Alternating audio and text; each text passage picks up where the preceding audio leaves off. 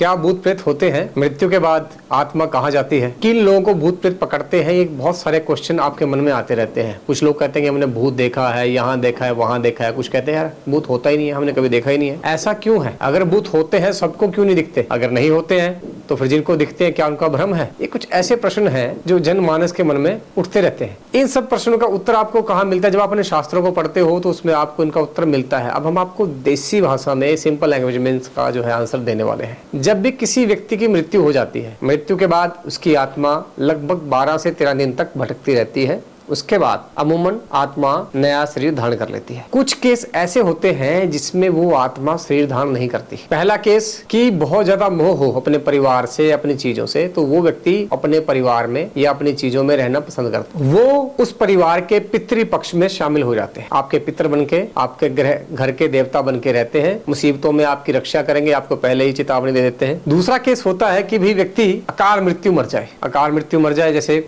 फांसी ले लेना, पानी में डूब जाना, फंदा लगा लेना, दुर्घटना में मारे जाना, सर्पदंश से मरना, विष खा लिया। उस समय एक जुनून के अंदर, एक जोश के अंदर, या एक कहते हैं कि गुस्से में वो एक काम कर देते हैं। बाद में उनकी आत्मा बहुत पछताती है। अब जवान आयु में मरे हुए व्यक्ति, इच्छाएं भोगने की उम्र होती है, शक्ति भी होती है, परंतु भोग नहीं पाते, तो वो भोगने की इच्छा उनके अंदर रह जाती है। अब वो क्या करें? उनके सामने दो विकल्प होते हैं। एक कि वो नया जन्म ले, दोबारा से गर्भ में जाए, 9 महीने पेट में रहे, फिर बालक बन करके चलना सीखें, बोलना सीखें, स्कूल में पढ़ाई करें, दोबारा से जवान हो 15-20 साल में, और फिर अपने भोगों को भोगें। दूसरा, किसी कमजोर मन वाले व्यक्ति को पकड़कर उसके स्थूल शरीर पर काबू करके उसके द्वारा भोगों को भोगें।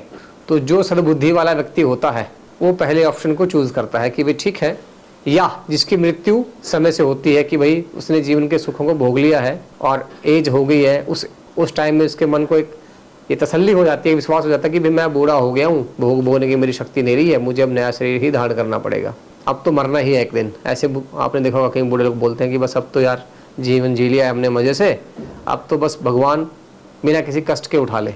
मन की वृत्ति सबसे इम्पोर्टेंट होती है इन चीज़ों में।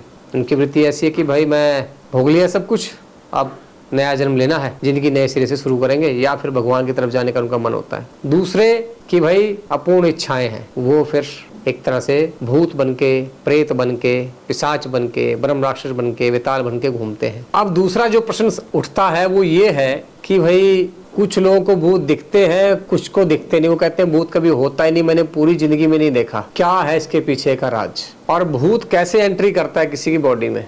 जिस भी आदमी के सूक्ष्म शरीर के अंदर मंगल की डोमिनेंस हो, मंगल ग्रह जिसका मजबूत होता है, सूर्य मजबूत होता है, और चंद्रमा जिसका मजबूत होता है, बृहस्पति जिसका अच्छा होता है, उन व्यक्तियों को कभी भी भूत नहीं दिखते। शरीर जो स्थूल शरीर है, ये सूक्ष्म शरीर से, जिसमें आत्मा रहती है, सूक्ष्म शरीर में क्या है? ज्ञानेंद्रियां, कर्मेंद्रियां, सूक्ष्म रूप में पंच तन्मात्राएं, पंचभूत, मन बुद्धि चित्त अहंकार और प्राण, 10 प्राण रहते हैं, ये सूक्ष्म शरीर में होते हैं। अब भूत के पास सब कुछ है, सूक्ष्म शरीर के अंदर उसके सब कुछ है, उसके पास सिर्फ स्थूल शरीर नहीं है, और वो एक अच्छे स्थूल शरीर की तलाश में रहता है।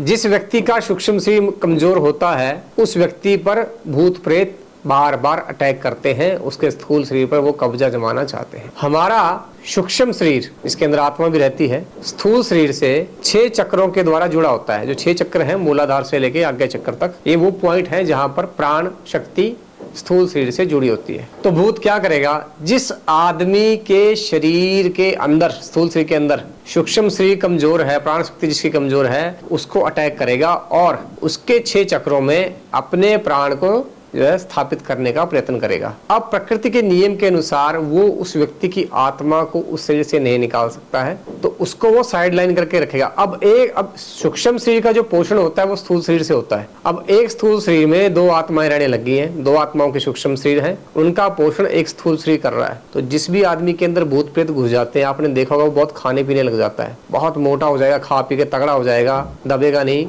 पर मेंटली वो आदमी बहुत कमजोर होता है, उसकी प्राण शक्ति बहुत क्षीण होती है, क्योंकि दूसरा जो सूक्ष्म शरीर है वो वहां से उसकी ऊर्जा ले रहा है। एक तरह से ट्यूमर समझ लीजिए इसको, इस प्रकार शरीर में कैंसर का ट्यूमर हो जाए तो जो नेचुरल कोशिकाएं हैं, नॉर्मल कोशिकाएं हैं, उनको भोजन ना दे करके कैंसर का ट्यूमर खुद भोजन खाने लग जाता है और बढ़ने लग जाता है। जो नॉर्मल कोशिकाएं हैं वो भूखी मरना स्टार्ट हो जाती है, इसलिए इस प्रकार से उस व्यक्ति की मृत्यु हो जाती है। इसी प्रकार से सूक्ष्म शरीर जो है, प्रेत का जो सूक्ष्म शरीर है, वो आपके स्थूल शरीर से शक्ति लेना स्टार्ट कर देता है। अब जिनका मंगल स्ट्रांग होता है उनका मूलाधार चक्र बहुत मजबूत होता है, और मूलाधार चक्र किसी भी स्थूल शरीर की और सूक्ष्म शरीर की सुरक्षा व्यवस्था को बताता है। जितना मजबूत मूलाधार चक्र होगा उतना ही स्ट्रांग आपकी हेल्थ होगी, आपका मनोबल होगा, आपके अंदर साहस होगा, क्योंकि मंगल साहस को बताता है। और कोई भी बाहरी तत्व, चाहे वो वायरस है, चाहे वो भूत प्रेत है, आपकी बॉडी में एंटर अगर करता है तो अपना प्रभाव नहीं जमा पाएगा। इसके विपरीत अगर आपका राहु बहुत पावरफुल है तो ऐसे व्यक्तियों की सेंसिटिविटी बहुत ज्यादा होती है। ऐसे इंसान वातावरण में होने वाले परिवर्तन को बड़ी जल्दी महसूस करते हैं और रिएक्शन देते हैं। अब भूत जब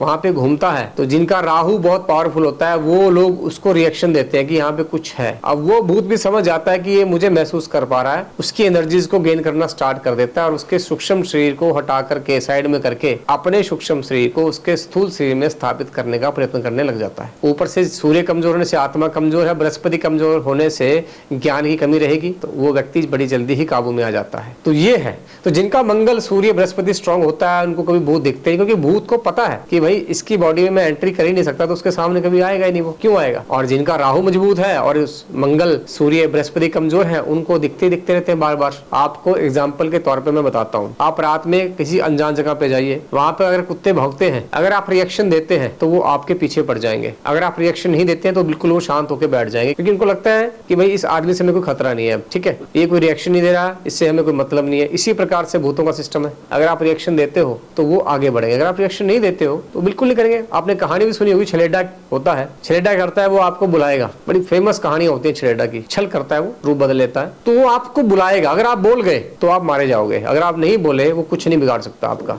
तो आप समझ सकते हैं अगर आप रिएक्शन देते हो। या आपने स्टोरी देखी होगी कि एक चुड़ैल रास्ते में खड़ी है, उसने लिफ्ट मांगी और एक गाड़ी वाले ने उसको लिफ्ट दे दी। अब जिसने लिफ्ट दी वो मारा जाएगा, जिसने लिफ्ट नहीं दी वो निकल गया सीधा, वो कुछ कर ही नहीं सकती है। तो यहाँ से सीधा सीधा ये पता चलता है अगर आप रिएक्शन करते हो तो वो भी एक्शन करेंगे, अगर आप रिएक्शन नहीं करते हो तो वो एक्शन कहाँ से कर लेंगे। तो जिनका मंगल सूर्य और बृहस्पति मजबूत होता है उन पे भूत का अटैक बहुत कम होता है। अब राहु की स्थिति में काल सर्प दोष हो, चंद्र राहु का योग बना हो, शनि राहु का योग बना हो, तो ऐसे व्यक्ति पर बार बार तंत्र क्रिया, मंत्र क्रिया, जादू टोना, भूत प्रेत इत्यादि होते रहते हैं। वातावरण में हर तरह की ऊर्जा है, अच्छी भी है बुरी भी है। जैसे वातावरण में वायरस भी है, जिस आदमी की इम्यूनिटी स्ट्रांग होती है उसको वायरस इफेक्ट नहीं करते, जिसकी इम्यूनिटी कमजोर है वो जल्दी बीमार पड़ जाता है। इसी प्रकार से भूत प्रेत का सिस्टम है, जिसका सूक्ष्म शरीर मजबूत होगा वो आसपास घूमते रहे, उसे फर्क नहीं पड़ने वाला है। जिसका सूक्ष्म शरीर कमजोर होगा एकदम से उसको पकड़ लेंगे वो। आप एक भूत हटाओगे 10-20 दिन बाद, महीने बाद कोई दूसरा आपको लपक लेगा। उसका इलाज क्या है, अपने सूक्ष्म शरीर को मजबूत करिए, आप फिर कुछ भी नहीं कर पाएंगे वो। उसके लिए आप प्राणायाम करिए, ध्यान साधना करिए, अपने इष्ट को मजबूत करिए। अगर जन्म पत्री है तो राहु के स्पेसिफिक उपाय करवाइए, अगर जन्म पत्री नहीं है तो फिर आप राहु के जनरल उपाय करा सकते हैं, शनि के जनरल उपाय करा सकते हैं। अब बात करते हैं कि भाई रियलिटी में क्या हमारे पास कुछ केस आए हैं। बहुत केस हमारे पास आते रहते हैं। सबसे दिलचस्प और रीसेंट केस क्या है, मैं दिलचस्प क्यों कह रहा हूं उसको, साइंस भूत प्रेतों को नहीं मानती है। जिस आदमी की मैं बात करने जा रहा हूं वो आदमी एक इंजीनियर है, एमटेक फ्रॉम IIT दिल्ली। अब IIT दिल्ली जो है वो इंडिया के फेमस इंस्टीट्यूट्स में से एक इंस्टीट्यूट है, आप सब जानते होंगे। टॉप 10 जो भारत के अंदर इंजीनियरिंग इंस्टीट्यूट है वो IIT दिल्ली है, IIT दिल्ली उनमें से एक है। उसका एक दिन मुझे फोन आया, बोला भाई साहब मैं बहुत परेशान हूँ और आप मेरी हेल्प करिए। मैंने कहा क्या दिक्कत हो गई है। उसने बोला कि मेरे साथ एक लेडी रहती है जो मेरे साथ फिजिकल रिलेशन बनाती है, और सुबह जब मैं उठता हूँ तो मेरे टांगों के ऊपर लेडीज के बाल होते हैं बड़े बड़े, 2 या 3, जबकि वहाँ पे कोई लेडी नहीं होती मेरे रूम के अंदर, और मुझे सफेद साड़ी में दिखती है वो। सब कुछ मैं महसूस करता हूँ उसके साथ, और ये पिछले कहता है 4 साल से हो रहा है मेरे साथ। गवर्नमेंट ऑफ इंडिया में अच्छे रैंक पे ऑफिसर है। उसने बताया कि भाई मैं बालाजी गया तो बालाजी में उसने मेरे को बोला कि भाई मैं एक लेडी हूँ और बालाजी मेरे पे अटैक नहीं कर सकते। उसके बाद फिर वो महाकाल मंदिर उज्जैन गया तो वो क्या है बाहर ही खड़ी हो गई। जैसे वो मंदिर में दर्शन करके दोबारा से फिर उसको लपक लिया। अंदर तो वो नहीं गई, क्योंकि अगर अंदर वो चली जाती तो महाकाल है, फिर उसको एब्जॉर्ब कर लेते, वो पकड़ लेते। उसके बाद वो कहता कि मैं गया कामाख्या मंदिर, गुवाहाटी असम के अंदर।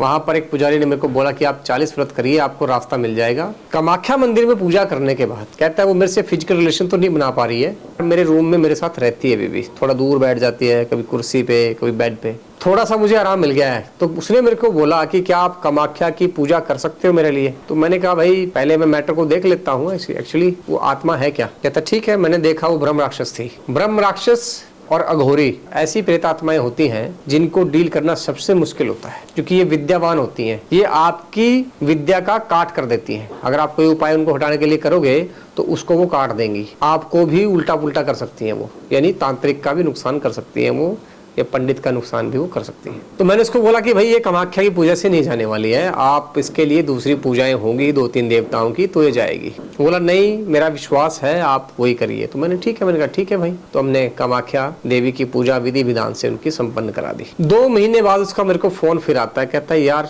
मेरा तो पीछा नहीं छूट रहा है, वो तो फिर वहीं पे वहीं बैठी हुई है, तो मैं क्या करूँ। मैंने कहा भाई मैंने तेरे को पहले ही बोला था कि भाई इसका इलाज तो ऐसे होगा। कहता है अब तू जो करना चाहता है कर, पर मेरा पीछा छुड़ा इससे, क्योंकि मेरी 4 एंगेजमेंट इसने तोड़वा दी है। जैसे ही मेरी कहीं पे एंगेजमेंट होती है उस लड़की को ये दिखना शुरू हो जाती है, उसके सपने में आएगी, उसको धमकाएगी कि ये मेरा पति है, इससे दूर है, और उसके फादर या उसको बीमार करना शुरू कर देती है। अब वो बीमार रहते हैं, हालत इतनी खराब हो जाती है कि भी बेड रिडन हो जाते हैं, तो तंग आकर मुझे रिश्ता ही तोड़ना पड़ता है, या फिर मेरे एक्सीडेंट होने स्टार्ट हो जाते हैं। और जब रिश्ता तोड़ देता हूँ फिर सब नॉर्मल। ठीक है 36 की एज हो गई है, शादी नहीं हो पा रही है मेरी, कोई बात नहीं, मैंने कहा तेरी शादी भी होगी, सब कुछ हो जाएगा, तू बस विश्वास रख। उसके बाद हमने महाकाल, महाकाली, दक्षिण काली, शमशान काली और भगवान विष्णु की पूजा स्टार्ट करी। उसके लिए कवच लगा करके उसको प्रोटेक्शन दी, पहले कि उसके पास न जा पाए, उसकी फैमिली को प्रोटेक्शन दी, स्वयं को प्रोटेक्शन दी। उसके बाद उसकी हमने क्रिया स्टार्ट करी। लगभग 2 महीने पूजा चली और 2 महीने के अनुष्ठान के बाद वो आत्मा उससे दूर हो गई। तो मैंने इसको तुरंत बोला कि मैंने कहा भाई अब ये तेरे से दूर तो हो गई है, इसको हमने बांध लिया है, पर तू इसकी नारायण बलि करा करके मुक्ति करा दे, इसका अगला जन्म हो जाएगा, तू इससे बच जाएगा। उसने कहा बिल्कुल ठीक है। उसने तुरंत गोदावरी के तट पर उसकी विधि विधान से पुतली बना करके नारायण बलि करवा दी। जिस दिन 13वां दिन था वो उससे मिलकर गई, बोल गई कि तूने मेरे साथ गलत किया है, मैं तुम्हें अपना पति मानती थी। उसने बोला कि जाओ अपना नया जन्म भोगो। उस दिन के बाद उसको उसके दर्शन कभी नहीं हुए। उस आदमी ने बाद में शादी भी कर ली, एक बड़ी जिंदगी वो जी रहा है। तो ये रियल स्टोरी है, इसमें कुछ भी झूठ नहीं है। अगर कोई व्यक्ति ये सोचता है कि इसमें झूठ है, वो हमसे कॉल पे बात कर सकता है, हम उस आदमी से उसकी मीटिंग करा देंगे, क्योंकि ड्यू टू सिक्रेसी हम उसको मेंशन नहीं कर सकते, उसकी प्राइवेट लाइफ है, उसकी फैमिली है। बट अगर कोई चाहता है कि भाई इस बात में रत्ती भर भी झूठ उसको लग रहा है, तो वो हमसे बात कर सकता है। इतना फिर उसको हिम्मत करनी पड़ेगी, हमारे पास पहुंचे, ऑफिस हमारा दिल्ली में है, हम उसकी मीटिंग कराएंगे उसके साथ। ठीक है, जो फैक्ट्स हमने दिए हैं दे आर, अगर आप प्रैक्टिकली इंक्वायरी करोगे उसके परिवार में जाके, उसके आसपास जाके, तो आपको रियलिटी पता चल जाएगी। ठीक है, तो ये थी पहली स्टोरी। इसके बाद एक दूसरा केस है। ये केस है जिला कैथल और उसके पास पड़ता है पेहोवा। एक लेडी, एज लगभग 50 साल की है उसकी, उसका एक बेटा है 19 साल का, उसके और हस्बैंड है, जॉइंट फैमिली है, देवर हैं, सब हैं। अचानक एक दिन सुबह सुबह उसके बेटे की डेथ हो जाती है ट्रक एक्सीडेंट के अंदर। अब उस बच्चे पे मारण क्रिया की गई थी, आउट ऑफ जेलसी कह सकते हैं, आउट ऑफ लालच कह सकते हैं, उसकी डेथ हो गई। पेरेंट्स पागल हो गए रो रो के कि हमारा बच्चा चला गया। फादर का तो इतना बुरा हाल कि कुंडी लगा के अंदर ही बैठा है दिन रात। मेरा वहां से जाना होता है, कोई बीच में फ्रेंड थे वो लेके गए वहां से निकलते हुए, तो मैंने देखा कि वो लड़का अभी भी वहीं पे घूम रहा है, वो वापस आना चाहता। तो मैंने बात करी कि भी आपका बेटा आपको मिल जाएगा, आप रो मत। एक बार तो उन्होंने मेरी बात पे विश्वास नहीं किया। हमने उनकी पूजा स्टार्ट करा दी विधि विधान से। 1 साल बाद वो लड़का एक और बच्चा साथ लेके आया, यानी उस 52 साल की लेडी को 2 बच्चे हुए, एक लड़का एक लड़की, जो बिल्कुल स्वस्थ हैं और आज उनकी आयु लगभग 3 से 4 साल की है। डॉक्टर्स ये कह रहे थे कि इस एज में अब इनको बच्चा नहीं हो सकता, और फादर डिप्रेशन में थे कि स्पर्म काउंट तो बिल्कुल लो हो चुका है। फिर भी पूजा के द्वारा उनको बच्चा हुआ और वो बच्चे बिल्कुल स्वस्थ हैं। ये दूसरी घटना है। ऐसी बहुत सी घटनाएं हैं जो हमने पर्सनल लेवल पे डील करी है। एक ऐसी घटना कि आउट ऑफ जेलसी एक लड़की की शादी होती है और 3 महीने बाद वो कहती है अपने घर वाले को कि मैंने तेरे साथ नहीं रहना है। बिल्कुल ठीक चल रहा था, पहले सब बढ़िया था परिवार में। सुबह 4 बजे वो छत के ऊपर चढ़कर छलांग लगाने की कोशिश करती है और घर वाले को बोलती है कि मैं तेरे साथ नहीं रहना चाहती हूँ, मुझे यहाँ से जाना है वरना मैं आत्महत्या कर लूंगी। तो उसके फादर का हमें फोन आता है कि भाई ऐसे से बात है। तो मैंने उसको बोला कि तुरंत अपने बच्चे को आप अपने घर ले जाइए। वो लेके चले गए। अब कहानी में आता है ट्विस्ट। 3 महीने से ठीक ठाक रहने वाली लड़की को अचानक क्या हो गया? कोई लव हिस्ट्री है क्या, कोई एक्स्ट्रा मैरिटल अफेयर है, या वो शादी से खुश नहीं थी? इनमें से कुछ भी नहीं था। वो लड़की बिल्कुल ठीक थी। 2 ब्रदर के पास जमीन होने की वजह से बड़े भाई भाई ने छोटे भाई की शादी, पहले तो शादी नहीं होने दे रहा था वो, जहाँ से रिश्ता आता है टाड़ मार देने की, नहीं ठीक नहीं है, वो नहीं है, ये नहीं है, वो नहीं है। जब शादी हो गई तो उस लड़की की जो बूट है, इसको हम जुत्ती बोलते हैं, वो चोरी हो जाती है। उनको लेकर के उच्चाटन क्रिया उसके ऊपर की जाती है कि वो यहाँ पे टिके ना, यहाँ से चली जाए छोड़ छाड़ के सब, ताकि उस लड़के की शादी खराब हो जाए और सारी प्रॉपर्टी के मालिक वो बन जाएं जो पहले से थे। पर हमने उसका ट्रीटमेंट किया, उस उच्चाटन क्रिया का नाश किया। उसके ऊपर एक प्रेत छोड़ा हुआ था जो उस लड़के को भ्रमित कर रहा था, उसको हमने पकड़ा, हटाया और उस लड़की का कीलन कर दिया। उसकी सारी दिशाओं में सुरक्षा कायम करके वहां बिठा दिया कि इसको कोई बाहर ना हटा सके। बाद में उसको बेबी कंसीव हुआ, तब बहुत दिक्कतें आई, पूजाएं चलती रही, बेबी हो गया, डिलीवरी हो गई। उसके बाद भी बड़ी समस्याएं हुई, मगर एक समय के बाद फिर फाइनली हमने उसकी सेटलमेंट वहां पर जमाई।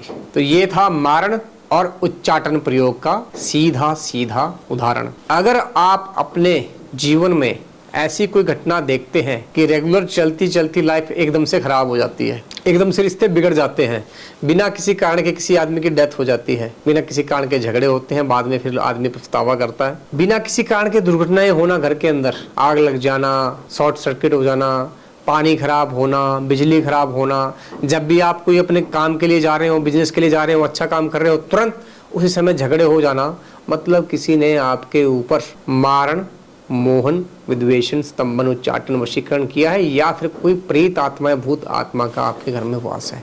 ये सीधे सीधे सिम्टम है। उस केस में आप किसी योग्य व्यक्ति से मिलें और उसका इलाज जरूर करवाएं। तो ये था हमारा आज का विषय कि भाई भूत होते हैं या नहीं होते हैं, किसको पकड़ते हैं, किसको नहीं पकड़ते हैं, और मैंने आपको उसके एग्जाम्पल भी दिए हैं। ये बिल्कुल सत्य है। अगर आप उन लोगों से मिलना चाहते हैं तो आप हमसे मिल सकते हैं। इसके अलावा भी कुछ और भी एग्जाम्पल ऐसे हैं जिनको हम पब्लिकली नहीं डिस्क्लोज कर सकते, क्योंकि कुछ लोग उन धर्मों से बिलोंग करते हैं कि उनकी सोसाइटी में इस चीज़ को पाखंड माना जाता है, तो उस चक्कर में वो इन चीज़ों को सार्वजनिक करना नहीं चाहते। तो वो हमारी एक लिमिटेशन है। बाकी जो लोग सार्वजनिक होना चाहते हैं उनको हम आपके सामने आने वाले एपिसोड के अंदर हम कुछ ऐसी हस्तियों को लेकर आएंगे जिन्होंने इस चीज़ का हमसे ट्रीटमेंट लिया है। लाइव एग्जाम्पल आपके सामने होगा।